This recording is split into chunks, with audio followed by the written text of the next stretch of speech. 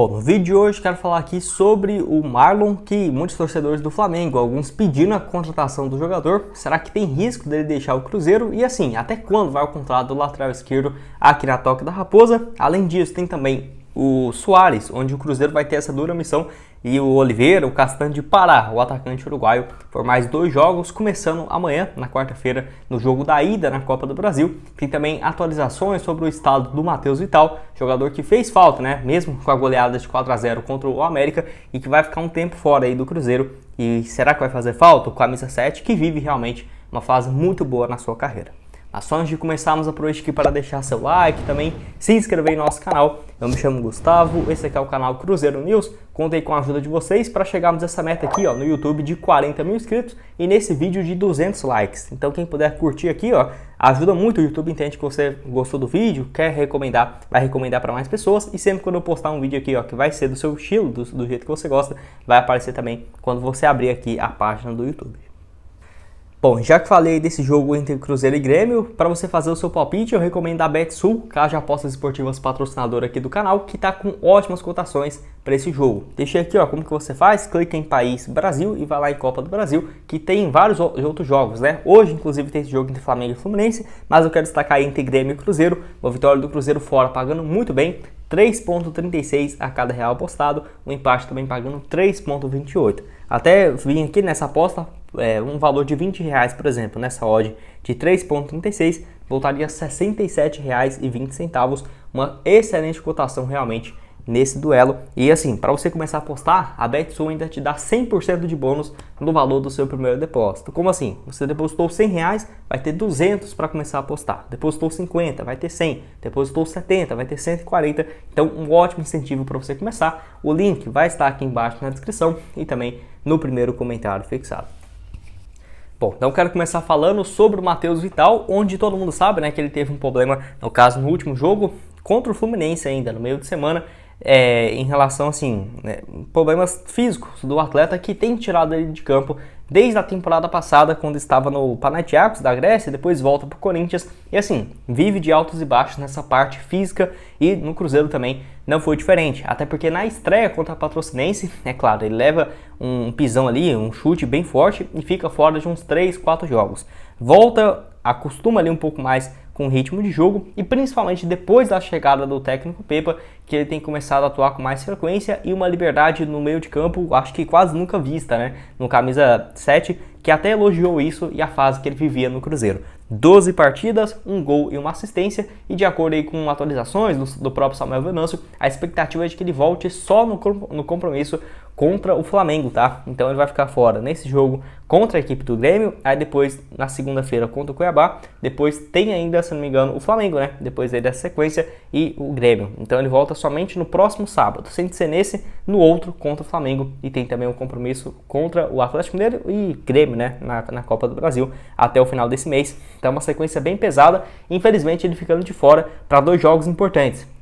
Contra o Grêmio amanhã, muito importante esse jogo, duelo da ida, e segunda-feira também contra o Cuiabá, que é um adversário direto, né, na briga contra o rebaixamento, que sem dúvidas é muito importante. Então, quero saber a sua opinião aqui embaixo, o que você acha do jogador, que tem contrato longo com o Cruzeiro, tá? O Cruzeiro contrata ele em definitivo, junto com a equipe do Corinthians, onde teve uma pequena compensação financeira que não foi divulgada. É interessante que o Cruzeiro compra os jogadores e não fala quanto que foi. Possivelmente o Matheus Vital, o Marlon também, que eu vou falar agora há pouco, não ficaria surpreso se tivesse uma pequena aquisição dos seus direitos. Isso nós só sabemos, só é divulgado, vazado, né? Os jogadores que não deram certo, igual o Davó, que o Cruzeiro pagou 3,5 milhões. O Gasolina, que não tem conseguido se firmar desde a Série B, também foi algo a isso, 2,5 milhões que é especulado, né? E assim, eu acho que tem que ter um negócio mais claro, informando quanto que realmente pagou, porque, igual, se o Cruzeiro tiver pagado 2 milhões, 3, 4 milhões no Matheus e tal, eu acho sim que foi um bom investimento, pelo que ele já tem jogado nesse ano, fora o potencial, né, de revenda, por exemplo. É um atleta que tem 25 anos e dupla nacionalidade, então torcer para ele fazer essa boa recuperação física aí nos próximos dias. Bom, quero falar aqui agora sobre o atacante Luis Soares, que o Castan e o Oliveira vai ter mais um compromisso importantíssimo nessa quarta-feira de Pará, o atacante uruguaio, assim como fez no duelo do Brasileirão, né, na vitória do Cruzeiro por 1-0 no Campeonato Brasileiro, onde o Soares nem conseguiu jogar naquele jogo, e torcemos para que ele faça uma boa marcação, o Oliveira, o Castan, nesse jogo lá no Beira-Rio, né? Ou no Beira-Rio não, lá na Arena do Grêmio, nesse jogo de ida na Copa do Brasil, que é um cenário que o Soares também gosta de mata-mata, o Grêmio, o Cruzeiro, então vai ser um espetáculo à parte, fora dois times gigantes, né, que sabem disputar títulos, e também o Soares, que tem como características esses jogos importantes, torcer para ele não fazer nada, ficar quietinho igual foi nos últimos 2 jogos, meu lado cruzeirense torce por isso, e o atacante que não tem conseguido viver realmente uma fase muito boa desde quando começou a Série A não. Claro, ele já balançou as redes uma vez apenas na Série A, no duelo contra o Red Bull, no empate por 3-3 na semana passada, no time jogando dentro de casa, o Grêmio que não vem de uma boa sequência, realmente. Empatou com o Red Bull em 3-3, isso mesmo, e depois empatou em 0-0 com o Fortaleza. Fortaleza vive um bom momento, mas o Grêmio pressionado, jogando em casa, na Arena do Grêmio, deveria ter vencido pelo menos um desses jogos. O Cruzeiro, por exemplo, goleou o Red Bull por 3-0 fora de casa. E o Grêmio empatou em 3-3. Claro, o Palmeiras empatou em 1-1 com o Red Bull. Então, é uma loucura, né? Campeonato de pontos corridos, ainda mais o brasileiro. Mas, um jogo muito duro. Acho que se o Cruzeiro sair com empate, já vai estar de bom tamanho. No geral, aí, o Grêmio não vem de uma boa fase. O seu principal atacante também na temporada são números bons. 21 partidas, 12 gols e 5 assistências. Ou seja, 17 participações em gols em 21 jogos. Mas recentemente, principalmente quando começou o Campeonato Brasileiro, não tem jogado muito bem. E além disso, né, o Oliveira e o Castan fizeram uma marcação muito boa em cima do jogador. Fora que o Cruzeiro vem de uma sequência boa, com poucos gols sofridos, principalmente nesse início de Série A, assegurando a 4ª colocação, que pega todo mundo muito surpreso, né? De surpresa realmente pelo que tem jogado até aqui o time do técnico Pepa, e quero saber a sua expectativa para esse jogo de amanhã. Possivelmente também vou trazer uma análise e tudo mais de prováveis escalações aqui para vocês. E para terminar aqui com vocês, quero falar sobre o Marlon, onde um post lá de um torcedor do Flamengo no Twitter, um torcedor mesmo comentou, né, que o Flamengo poderia muito buscar esse lateral Marlon do Cruzeiro, que poderia ser um bom reserva do Ayrton Lucas. Jogadores parecidos e a multa dele deve ser baixa. E assim, tinha mais de 30 comentários de torcedores do Cruzeiro falando, não, sai pra lá e tudo mais, deixa o Marlon aqui. E eu até quis comentar um pouco sobre isso, falar, né, sobre a fase muito boa do Marlon, que eu já trouxe vídeo aqui no canal só sobre ele e também o William. E além disso, até quando vai o contrato do lateral esquerdo, que tem 25 anos de idade e que estava até pouco tempo atrás, né, no futebol europeu.